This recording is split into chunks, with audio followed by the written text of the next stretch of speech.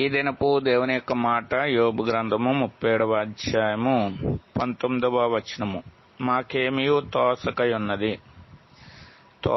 ఉన్నది. మనుషుల యొక్క జీవితంలో వచ్చిన కష్టము, బాధ, నెమ్మది మనుషుల యొక్క జీవితంలో ఏది తోసకుండా చేసేదిగా ఉన్నది. ఇటువంటి సమయంలో మనము దేవుణ్ణి ఆశ్రయించుట ద్వారా దేవుడు మన సంగతులన్నిటిలో సహాయం చేసేవాడు ఉన్నాడు. ఎందుకంటే లేఖనం తెలియజేస్తుంది, నీకు ఆలోచన చెప్పేదను, నువ్వు నడవలసిన త్రోవల నీకు నేను బోధిస్తానని దేవుడు చెప్తున్నాడు.